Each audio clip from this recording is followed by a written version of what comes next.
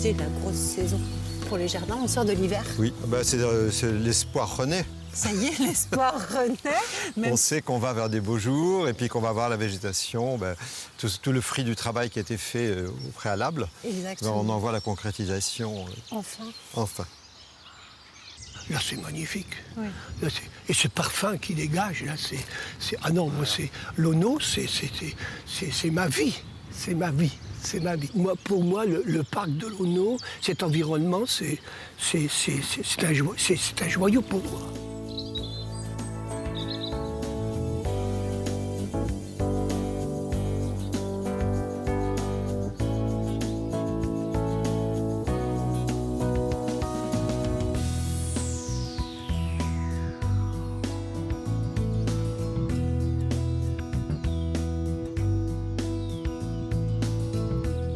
C'est une passion qui est venue à force de lire des bouquins de jardin, tout ça, et c'est né comme ça. Et puis c'est une passion commune peut-être que Oui, vous avez souhaité...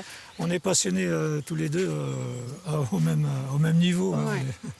Il y a des gens qui nous demandent des conseils, des fois des boutures, et on donne une bouture, un petit plan, Oui. et on fait partager.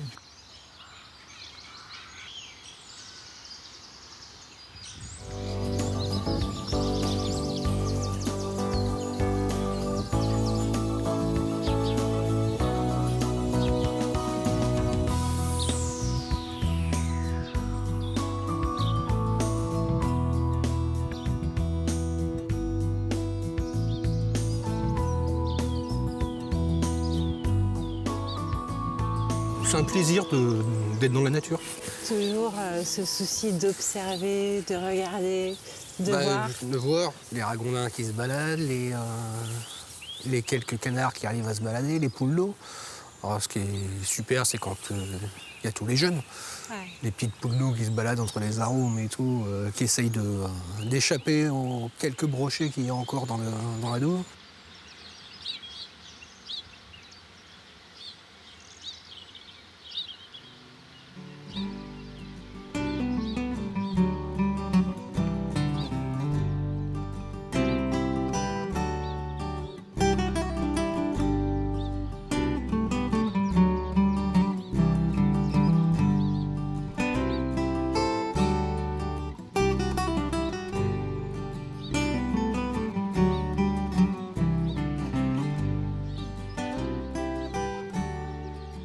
Je suis jardinier paysagiste sur le domaine. Je m'occupe de tout l'entretien des espaces paysagers, que ce soit pour faire la tonte au printemps, les plantations, tout ce qui touche au paysage et aussi la partie forêt. Donc pour vous, c'est des missions aussi diverses que variées sur ce domaine du Boignard. Voilà, exactement. On a tout autant la partie jardin irrégulier où l'entretien assez soigné, et tout autant une partie forêt où c'est un travail complètement différent. C'est ça qui est intéressant ici.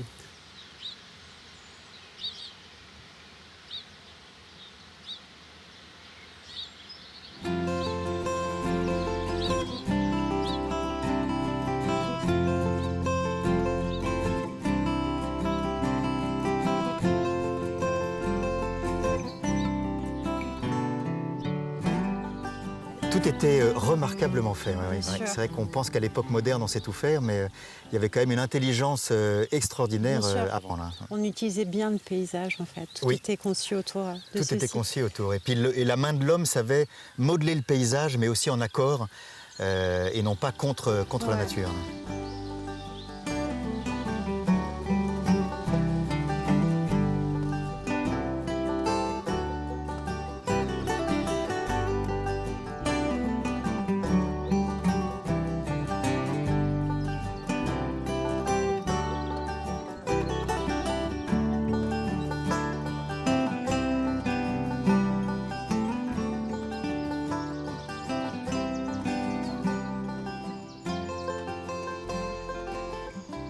En 1972, il y a eu une terrible tempête, février 72. 90 cèdres sont tombés dans le parc. Que les arbres tombent avec les tempêtes, c'est un peu naturel. Et on s'est aperçu que sous certains sapins, un peu plus loin, il y avait toute une vie qui sortait. Ils avaient protégé d'autres arbres. Le sapin étant parti, bien, les arbres maintenant font un bosquet. Et vous ne saurez pas qu'il y avait un sapin ici. La nature est bien faite. La nature, quelque part, est bien faite.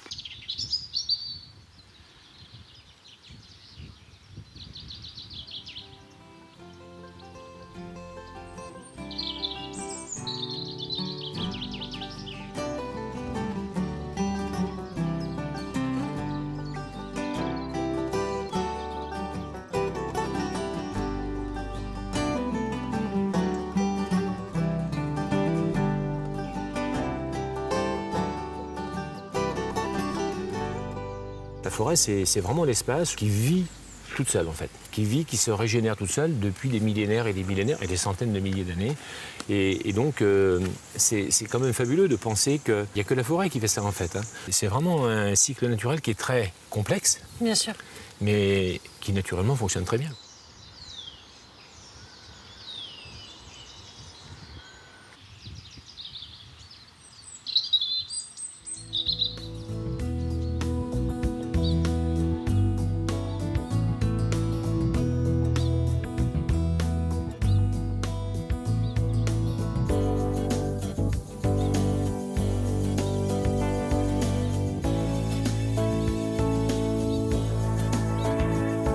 Les châteaux 19e sont construits forcément avec des parcs. Et en fait, si on enlève, mais même si on ampute un petit peu le jardin, eh bien, on fait perdre la compréhension, le sens de l'ensemble de la composition. Et donc, en fait, le château sans son parc n'a aucun intérêt.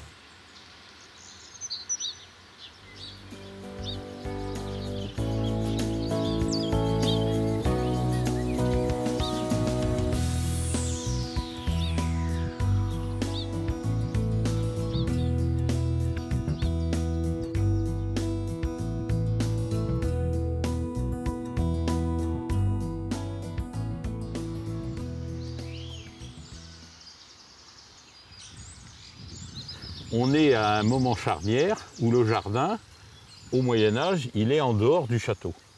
Il n'est jamais sous les fenêtres du château. C'est vrai. Et tout d'un coup, le jardin vient se mettre sous les fenêtres du château. Et ça, c'est important. Parce qu'avant, il était n'importe où ailleurs dans la campagne.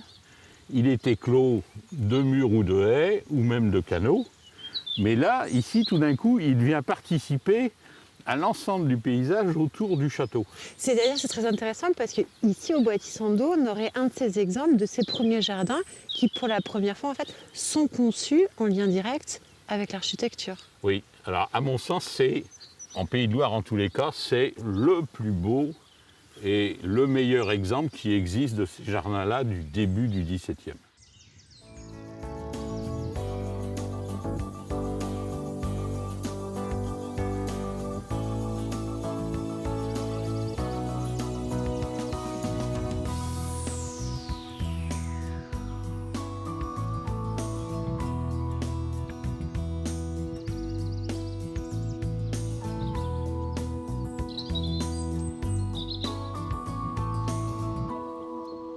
C'est vrai que où qu'on se pose, c'est un retour dans le temps. Mais c'est ce que vous disiez est-ce qu'il y a une unité dans ce château? Eh bien non, il n'y a pas d'unité, parce que ce château, c'est 900 ans d'histoire, et donc le parc ne peut pas avoir une unité, parce que chaque angle du château inspire à une autre époque.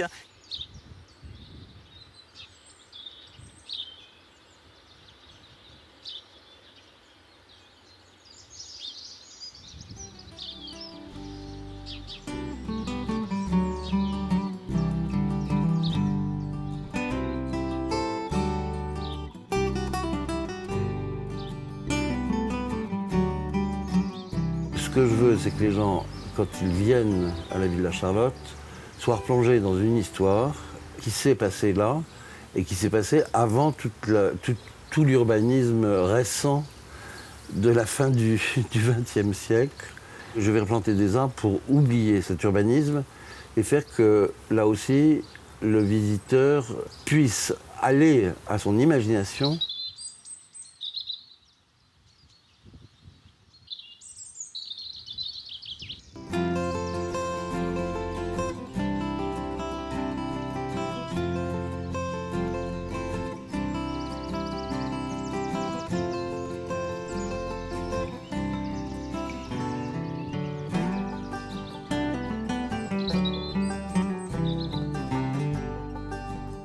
fait, le jardin, il se fait au fur et à mesure des rencontres. D'accord. Le jardin, c'est un lieu un peu de sociabilité.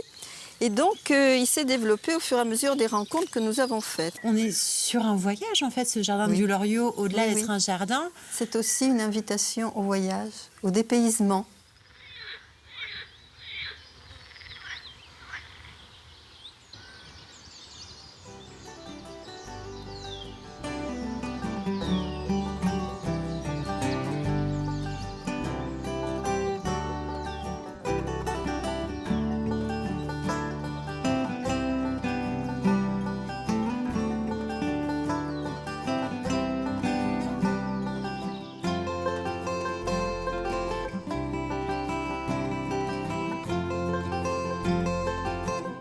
En Asie, on dit le monde tient dans un grain de riz.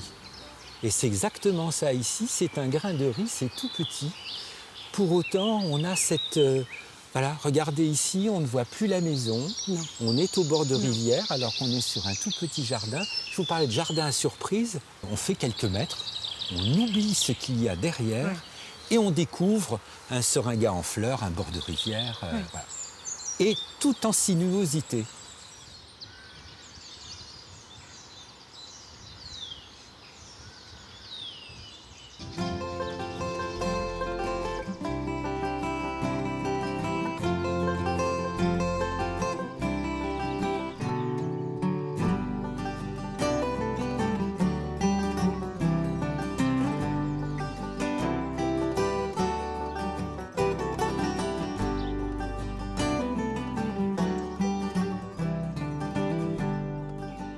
Un jardin, il évolue tout le temps, en fait, que ce soit par les phénomènes de mode au niveau des végétaux, la patte de chaque jardinier qui passe, qui apporte ces choses. C'est hyper important. J'ai à cœur de continuer cette protection et cette valorisation pour que, à son tour, le jardin puisse faire du bien à ceux qui viennent le visiter, en fait.